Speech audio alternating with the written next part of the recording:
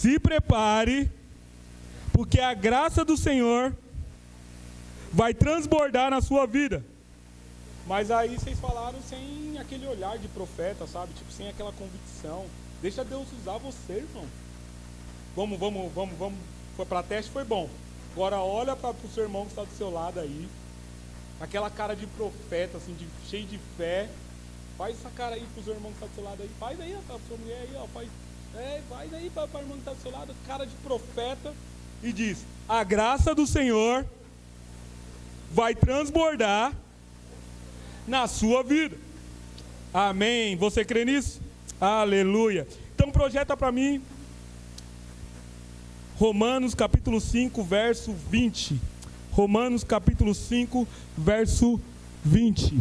Romanos 5, verso 20 vai dizer assim: a lei foi introduzida para que a transgressão fosse ressaltada. Aonde aumentou o pecado, transbordou a graça. É o William que está dizendo ou é a palavra de Deus? É o William que está dizendo ou é a palavra de Deus?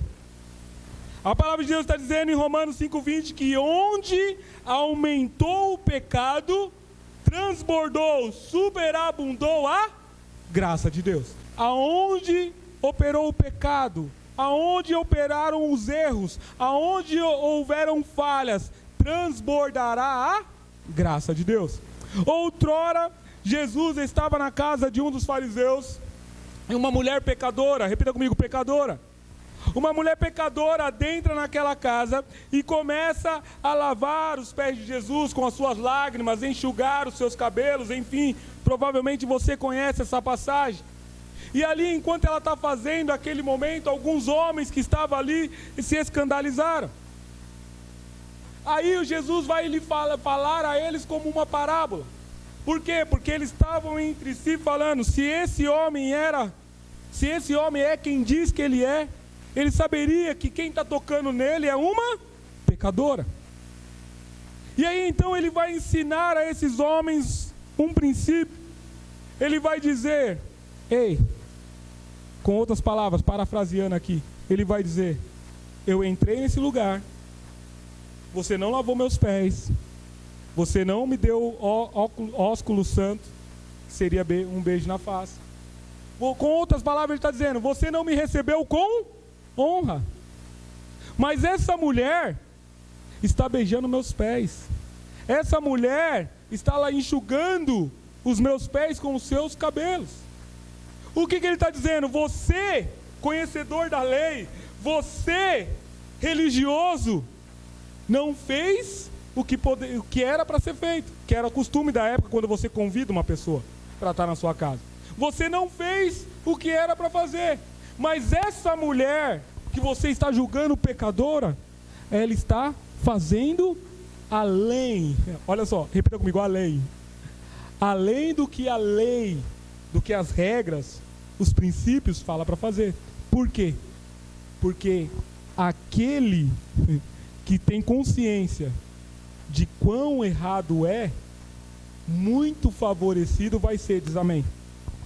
O que ele está dizendo é: essa mulher, você não tem condição, ainda não tem revelação, porque a religiosidade não te permite enxergar o quanto você precisa de mim. Mas essa mulher pecadora, ela reconhece o quanto ela precisa de mim. Por isso que a adoração dela é extravagante. Então ele está dizendo: aquele que tem mais revelação do que precisa de Deus, mais revelação de Deus vai ter. Vocês estão comigo? Vocês estão entendendo? Aquele que tem... Agora, entenda aqui comigo. Se você está aqui, ou você que nos assiste, entende que você não precisa muito de Deus, você vai ter pouca revelação de Deus. Agora, quando eu e você entendemos, como aquela mulher que entrou na casa, lavou os pés de Jesus com suas lágrimas, como aquela mulher que não foi até Jesus, mas foi levada porque foi pega em ato de adultério. Quando nós chegamos diante de Jesus com essa consciência, mais amor nós recebemos dele, sim ou não? Mais graça nós recebemos dele. Por quê?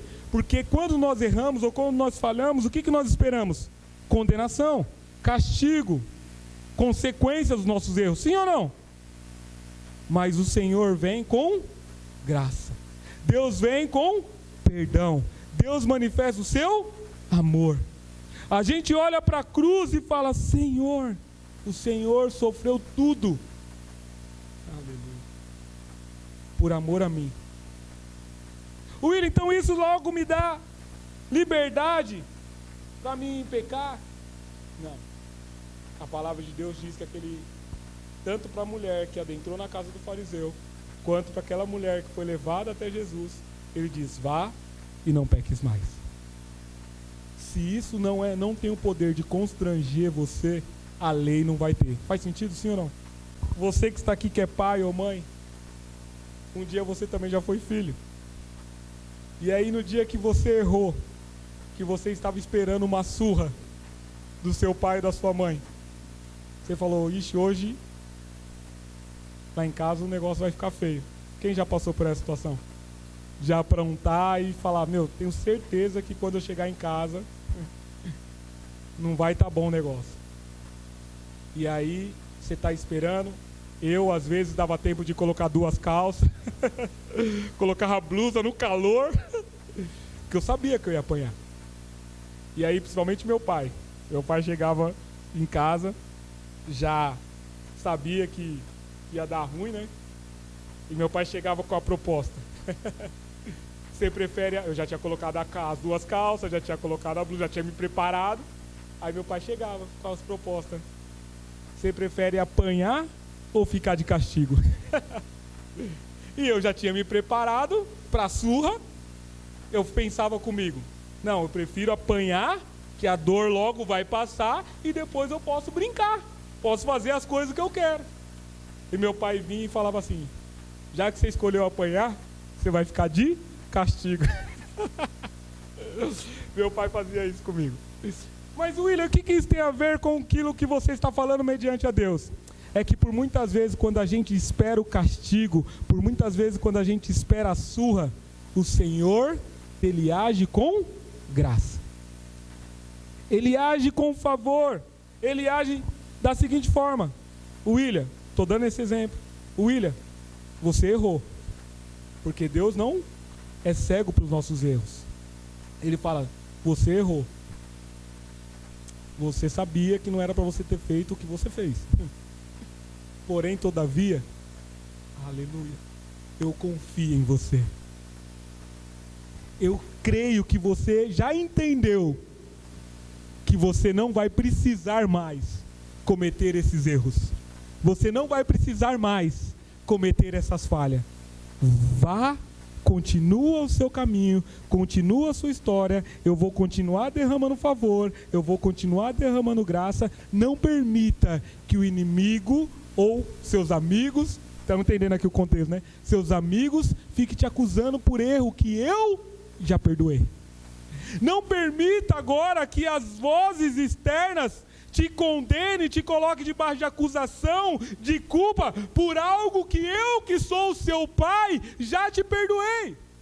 Por algo que você cometeu sim errado, mas eu confio que você não vai mais cometer o erro. Sabe por quê? Porque eu estou derramando graça, eu estou derramando favor, eu estou a partir de agora te dando condições para não cometer mais os mesmos erros, as mesmas falhas. Então agora, você tem coragem de cometer os mesmos erros?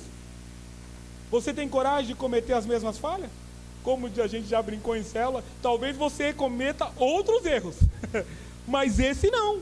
Sim ou não? Sim ou não? Por quê? Porque o Pai te constrangeu em amor. Agora, quando a gente aplica a lei, e vocês já vão entender porque que eu estou falando, fazendo essa diferença. Quando nós aplicamos a lei, por que nós não erramos? Por que nós não tentamos não cometer mais erros? Porque nós temos medo de apanhar. Nós temos medo da dor. Então logo eu não faço porque eu tenho medo. Sim ou não? Sim ou não? Mas outrora, uma vez que eu perca o medo, o que vai acontecer? Eu vou cometer um erro. Eu vou cometer as mesmas falhas. Dando um exemplo aqui para me adentrar na palavra.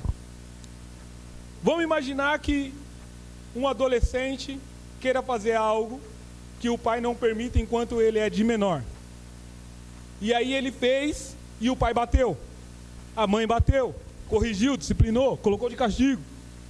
Então, dos 16 até os 18, ele não vai fazer mais, sim ou não? Porque ele tem medo de apanhar. Mas agora ele completou 18 anos. O que ele vai fazer?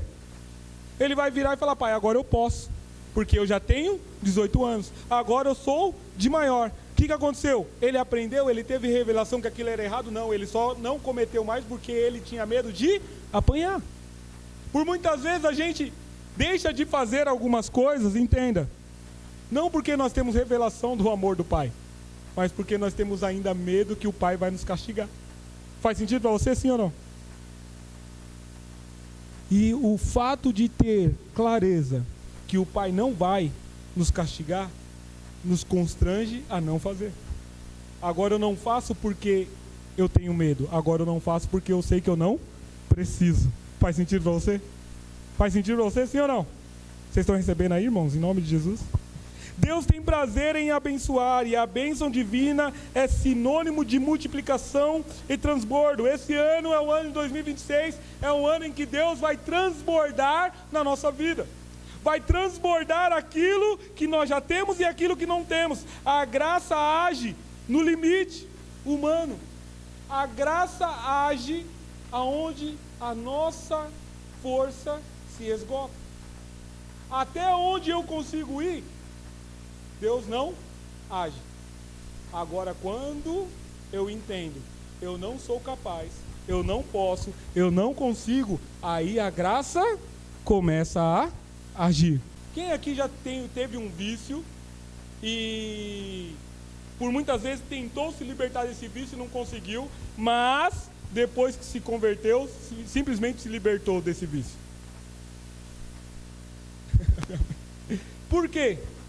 Porque a graça do Senhor é quem opera em nós. É a graça que nos capacita a viver a vida que nós não temos condições de viver. É a graça que nos liberta por meio do Espírito Santo e nos fortalece a resistir no dia da tentação.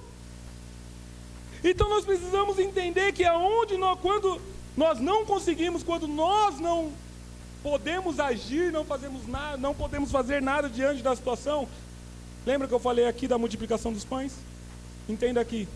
Os discípulos podiam fazer alguma coisa em relação àqueles 5 mil famintos? Sim ou não? Não podia fazer nada. Os discípulos podiam fazer alguma coisa diante dos 5 pães e 2 peixinhos? Não podiam fazer nada. Então para onde que eles foram? Jesus, a multidão está com fome e nós só temos 5 pães e 2 peixinhos. Eu não consigo fazer nada. Eu imagino Pedro, João, que eram os mais próximos de Jesus, falou: agora tem que despedir esse povo, mas está tarde. Jesus, já que vocês vieram a mim, entrega aqui. Ele não olhou para a multidão, ele não olhou para a escassez, ele não olhou para a necessidade, ele olhou para o céu e disse: Pai, graças eu te dou. E quando ele deu graça, houve a multiplicação. Houve o transbordo. Por quê? Porque a Bíblia vai nos dizer que aqueles homens foram alimentados e sobraram ainda 12 cestos cheios. Isso está apontando para mim e para você que Deus não vai somente suprir a minha e a sua necessidade no ano de 2026. Ele vai fazer a ponto de transbordar na vida daqueles que estão ao redor. Receba em nome de Jesus. Porque se Deus nos chama para abençoar outros, entenda, não é por meio da força do seu braço, mas Ele te chama para abençoar outros, é porque Ele vai derramar uma medida que é suficiente para você a ponto de transbordar. Ah, William, mas então você está falando da minha vida financeira? Não! Eu estou falando da tua vida. A sua vida não está somente condicionada à vida financeira. A sua vida está condicionada à sua vida emocional, à sua vida espiritual, à sua saúde. Então você vai ter tudo isso em abundância, diz amém? A ponto de transbordar na vida dos outros. Ah, William, como é isso? Você vai ser tão cheio de saúde e cheio de espírito, faz a ligação, cheio de saúde e cheio do Espírito, porque e quando chegar alguém enfermo do seu lado, você vai falar: ser curado em nome de Jesus. Por quê? Porque em você há saúde, em você há o Espírito Santo, e você declarando o nome de Jesus, as pessoas vão ser curadas em nome de Jesus. Pessoas com as emoções desequilibradas vão chegar até você e falar: socorro, me ajuda. E você, com a paz que excede todo entendimento, vai ter palavras de sabedoria para aconselhar, para destrinchar a atribulação que as pessoas que estão ao seu lado estão passando. Diz amém. É sobre isso, não é só sobre a vida financeira, é sobre paz, é sobre saúde, é sobre equilíbrio nas emoções, é sobre amor, é sobre perdão. É tudo isso que foi nos imputado através da morte e o sacrifício de Jesus na cruz. Vai transbordar sobre a sua vida. Ah, William, porque eu mereço? Não. É porque Ele decidiu te amar. Aleluia. Porque eu mereço, porque eu sou bonzinho, porque eu faço as boas obras? Não, porque a palavra dele diz que até as boas obras que nós fazemos é por intermédio dele. Sem ele nada podemos fazer. Então tudo que nós fazemos, pensamos, é por meio dele. Então o que eu quero passar para você nessa noite é que nós vamos viver esse ano longe, totalmente longe da nossa condição humana, da nossa capacidade humana, porque Deus está falando e está provando para nós que tudo aquilo que nós sabemos, tudo aquilo que nós temos, tudo aquilo que nós conhecemos, não é suficiente para aquilo que Ele tem para fazer em mim e em você. E agora, eu não sei você, mas o Espírito Santo está falando: talvez você chegou nesse lugar com as suas forças esgotadas, com as suas emoções desequilibradas, e Deus está falando: é agora que a minha graça começa a agir. É agora que a minha graça começa a operar. Não era necessário chegar a esse ponto, mas Deus te conhece. Deus me conhece. E Ele me conhece. Ele sabe que eu vou até as últimas consequências. Tudo que está ao meu redor, dentro das minhas condições de fazer, eu faço. Só que aí chega uma hora que a gente esgota, sim ou não? Aí você percebe: não foi suficiente o que eu fiz. E aí Deus fala: você chegou exatamente no lugar que eu queria que você estivesse, no esgotamento, porque agora você vai ver quem eu sou na sua vida. É nesse momento que Ele se revela. Ele queria se revelar de outra forma, mas nós, seres humanos, somos assim. E aí eu quero falar sobre 3 pontos que a graça, nesse culto aqui, eu vou falar, depois no decorrer do ano a gente vai destrinchar mais, mas sobre 3 pontos que a graça vai transbordar na nossa vida. Primeiro ponto é a graça na vida emocional. Repita comigo: vida emocional. Isaías 40, capítulo 40, verso 29 diz assim: e Ele fortalece ao cansado e dá grande vigor ao que está sem força. Isaías 40, 29 vai dizer que Ele dá força ao cansado e restaura o vigor. Na versão árabe vai estar escrito assim: aqueles que não têm nenhuma força. Aí me diz uma coisa: como que de forma natural Ele pode restituir ou restaurar aquele que não tem nada? A Bíblia está dizendo que não tem nenhum vigor. Olha aqui: Ele fortalece ao cansado e dá grande vigor ao que está sem força. Ele não está dizendo ao que está com pouca força. Ele está dizendo ao que está sem força. Por quê? Porque a força dele é de forma sobrenatural. Ele não depende daquilo que você tem para fazer o que ele tem que fazer. Ele não depende da sua força para fazer o que ele tem que fazer através da sua vida. Eu não sei se você já teve uma experiência como essa, de você estar passando por um momento difícil, você está emocionalmente cansado, fadigado, e chega alguém para falar com você. E essa pessoa que está falando com você está passando pelo mesmo problema que você também está passando. mas você tem força e palavra de sabedoria para aconselhar ela. Já passaram por isso? Como explicar isso? Sendo que você está passando pelo mesmo problema e você está fraco, você está enfraquecido, você está totalmente desanimado, mas você encontra força para falar da palavra de Deus, você encontra força para aconselhar. E aí eu te pergunto, você sai desse ambiente mais forte, sim ou não? Sim ou não? Você sai mais fortalecido. Ele dá força ao que não tem nenhuma força. Ele restaura o vigor àquele que está sem vigor. Não é o que está com pouco. Fortalece o cansado, alcança o interior e restaura as emoções feridas. Ele renova o vigor. Quando a energia humana acaba, o vigor de Deus transborda. É quando a minha energia acaba. Não é enquanto eu estou fazendo as coisas. É quando a minha energia acaba. É quando eu não tenho mais condições de fazer. Aí a graça do Senhor vem e transborda. Eu escutei por muitos anos uma frase, e talvez você leve a sua vida assim também. E por muitos anos eu levei a minha vida assim. E é difícil não levar, tem que me esforçar para não levar a vida assim. Mas quantas vezes nós já escutamos? Faça a sua parte, que Deus vai fazer a dele. Sim ou não? Quem já ouviu essa expressão? Faça a sua parte, que Deus vai fazer a dele. Tá. Para te salvar, que parte que você fez? O maior milagre na sua vida, você precisou fazer alguma coisa? Ele te encontrou. Ele foi ao teu encontro. Ele te escolheu.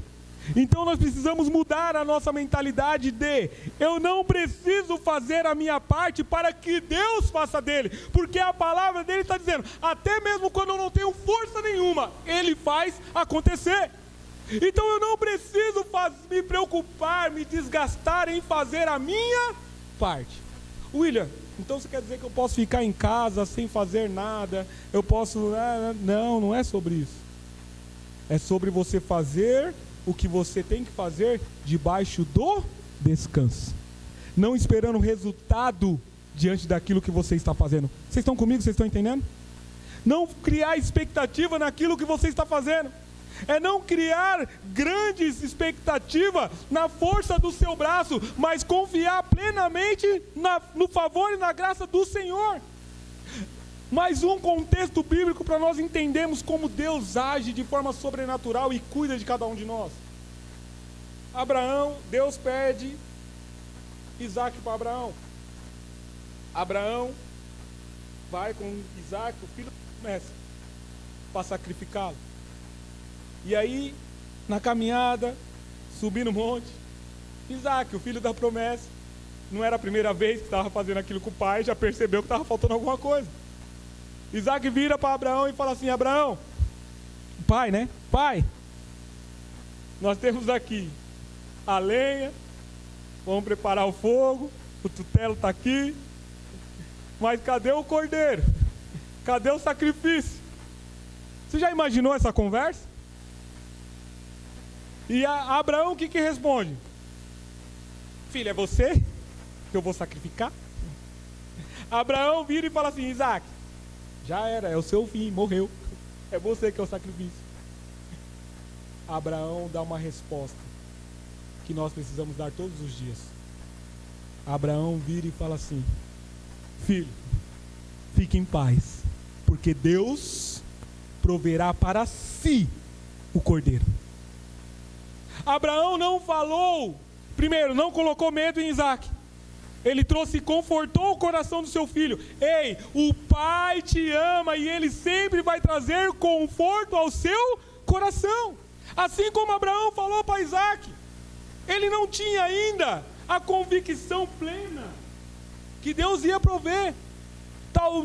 Alguns teólogos dizem que Abraão estava crendo que ele iria sim sacrificar, mas Deus era poderoso para ressuscitar Isaac. Então ele estava assim disposto a fazer, mas ele não falou isso para o filho. Vocês estão comigo? Ele não falou isso para o filho. O nosso Deus é a mesma coisa, o nosso Pai é a mesma coisa.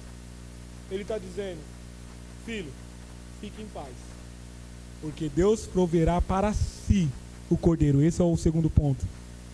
Abraão não falou para Isaac assim: Deus vai prover para nós o cordeiro. Ele diz, Deus vai prover para si. Por que para ele mesmo? Porque o holocausto era para quem? O sacrifício era para quem? Não era para Abraão. O sacrifício não era para Isaac.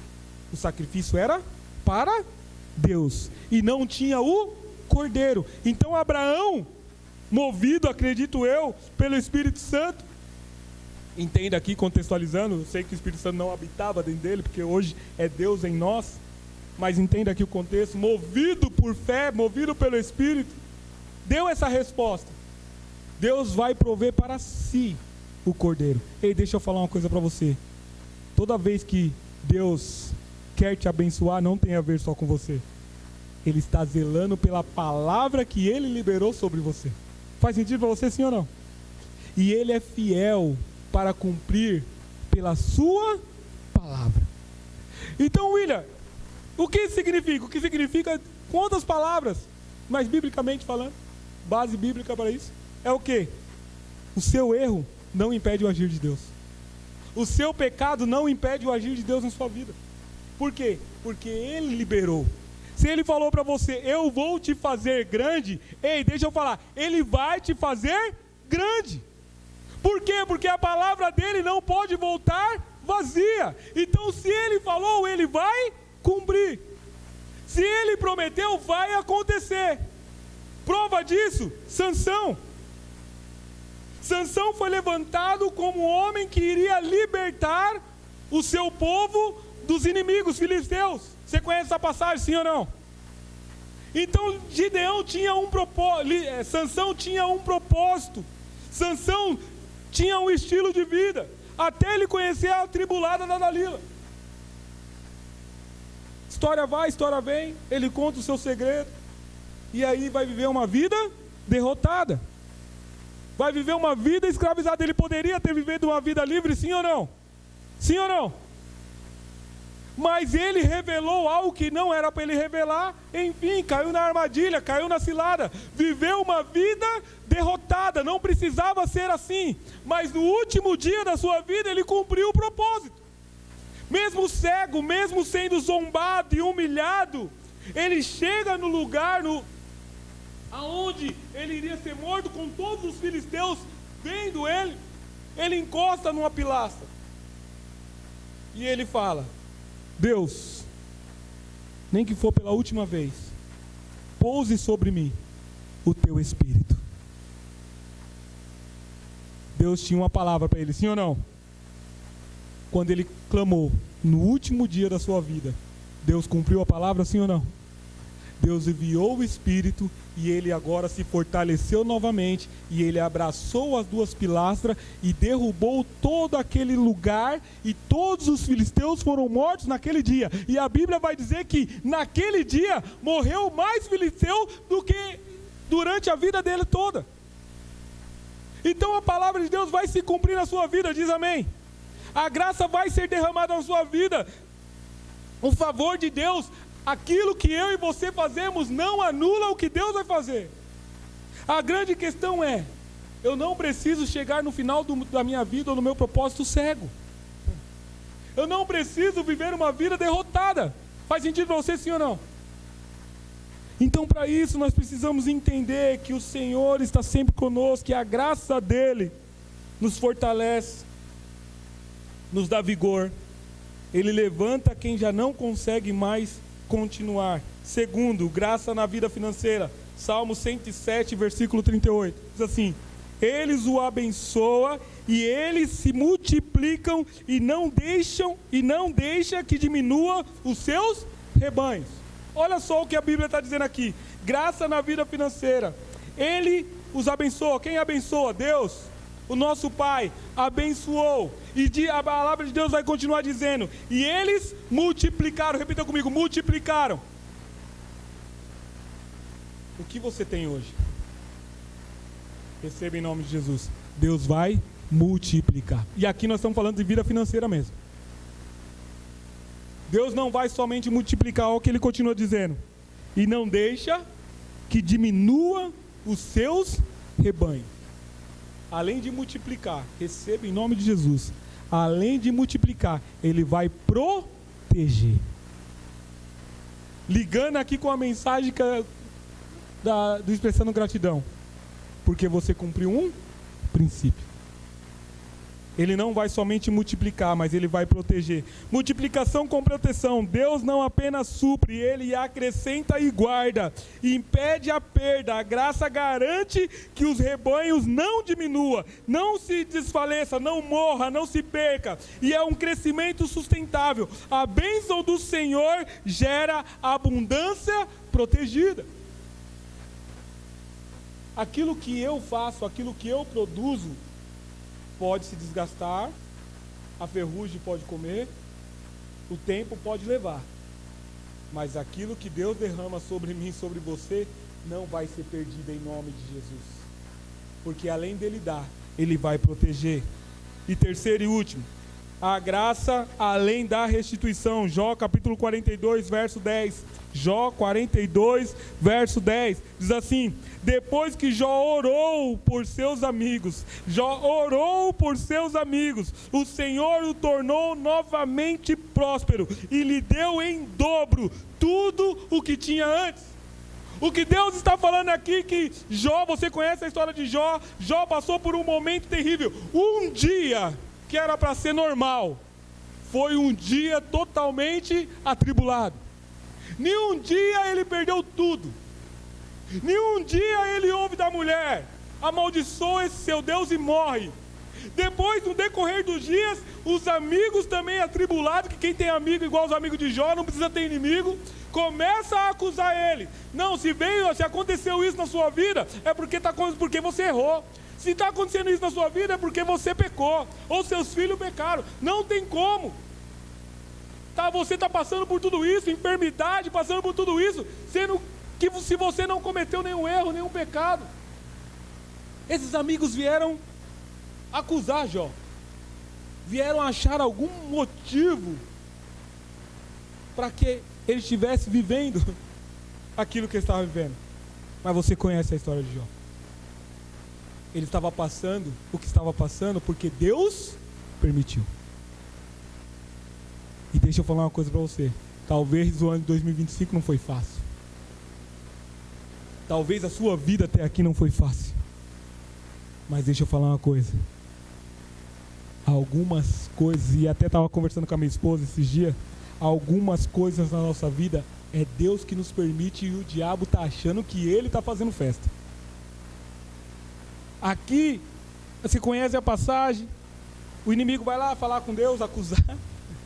E aí Deus fala: vai lá, toca, faz aí o que você tiver que fazer, só não tira a vida dele.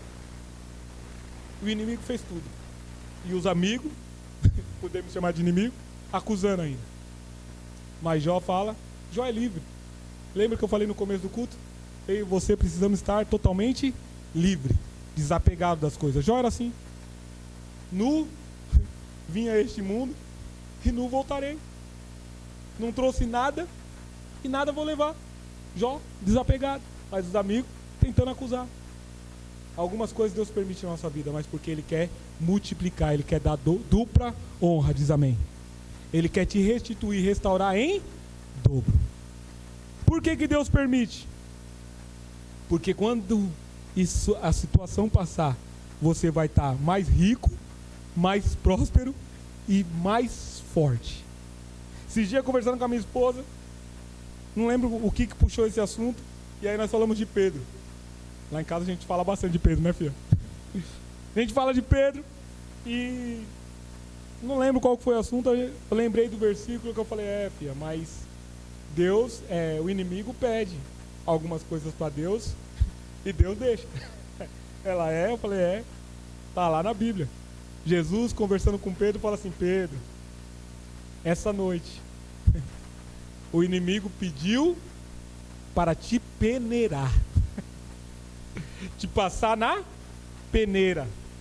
Aí sabe qual que é a resposta? Jesus continua dizendo: mas eu orei por você, roguei por você. O que isso significa? Que o Pai permitiu, mas eu estou intercedendo por você. Para quê? Aí ele continua dizendo: para que quando você se converter... Como assim se converter? Pedro já andava com Jesus há 3 anos. E aí Jesus fala, o inimigo pediu ao Pai para te peneirar, e o Pai permitiu, mas eu roguei para que você o quê? Aguente o processo da peneira. Eu roguei, intercedi para que você aguente o processo de descascar o que ainda permanece em você. Mas depois que você se converter, depois que você passar na peneira, fortaleça os seus irmãos. William, o que significa peneira? Nesse contexto judeu, trigo. E para você tirar ali realmente a parte sublime do trigo, era preciso passar na peneira. E aí aquelas casquinhas, quem já viu o trigo aqui? Na Santa Ceia a gente usa, né? Aquelas casquinhas, quando você passa na peneira, elas vão voando. Por quê? Porque não faz parte do trigo. Então o inimigo por muitas vezes acha que está ganhando. O inimigo acha que está te peneirando. E Deus está usando o inimigo somente para te fazer cada vez mais forte. Aí eu pensei que eu ia ouvir um amém. Aleluia. Entenda uma coisa. O inimigo não tem poder na sua vida. O inimigo não pode te tocar. O inimigo não tem poder sobre você. Se acontece alguma coisa na sua vida, é por permissão divina. E se ele permitiu, é porque ele tem um propósito depois disso.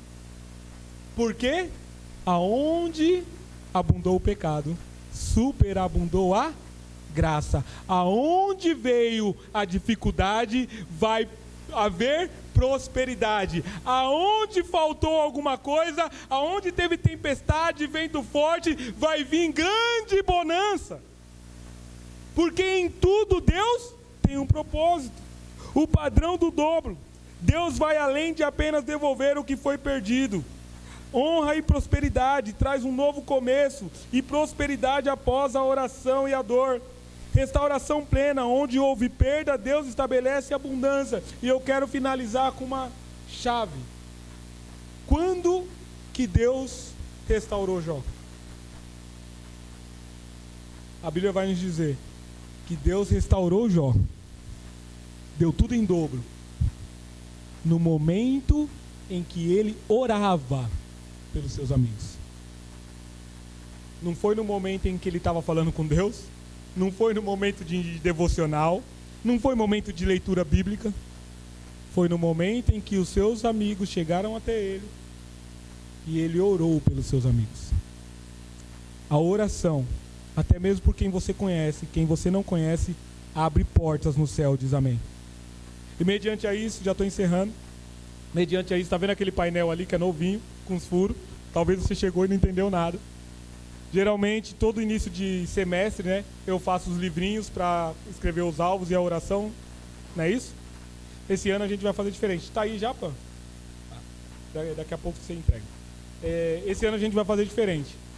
Esse ano eu fiz aquele painel, a semana que vem vai estar pronto, mas ali vai estar escrito pedidos de oração de 2026, graça abundante, que é o tema do nosso ano. E aí você vai preencher esse papel. Se você quiser colocar seu nome, você coloca. Se você não quiser colocar o seu nome, você não coloca. Ele está no tamanho certo já para enrolar e colocar ali. Aquele painel vai ficar cheio de furo. Você vai escrever, vai enrolar e vai colocar naquele furo ali. Por quê? Porque eu já venho fazer os meus devocionais aqui, então eu vou ter mais um motivo para orar, diz amém. E ali eu espero que tenha bastante motivos para me orar. Mas também Deus colocou no meu coração que esse ano nós vamos abrir a igreja mais vezes, diz amém. E Deus colocou no meu coração que às terça-feira, das 7 às 9 da manhã, eu vou fazer aqui a sala de oração, diz amém. Então, eu estou falando aqui de oração pelos seus amigos. Vocês estão comigo, não estou fugindo do tópico.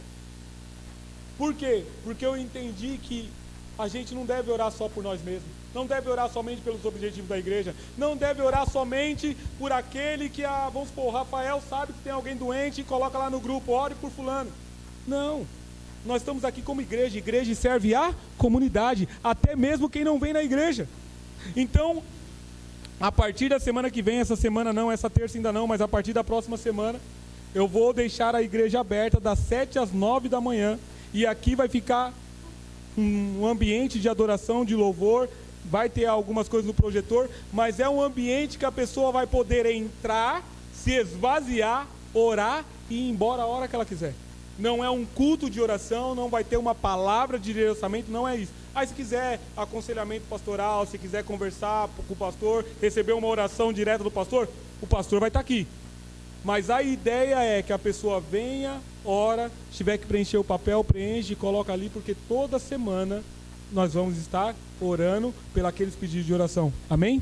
E nós cremos que o Senhor vai abrir as portas do céu, não somente sobre a nossa vida, não somente sobre a igreja, mas sobre aqueles que estão acreditando que a oração tem poder. Amém?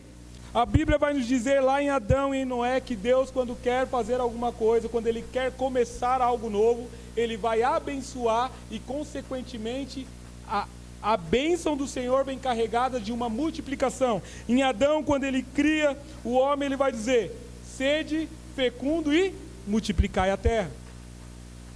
Acontece as atrocidades, Deus então recomeça com Noé, e quando Noé então abre a arca, ele fala a mesma coisa: eu te abençoo, sede fecundo e multiplicai a terra. William, o que você está querendo dizer com isso? Que a graça abundante sobre a minha e sobre a sua vida vai ter um fator de multiplicação. Diz amém em nome de Jesus e se coloque de pé nessa noite. Aleluia. Aleluia. Feche teus olhos, eu quero orar por você.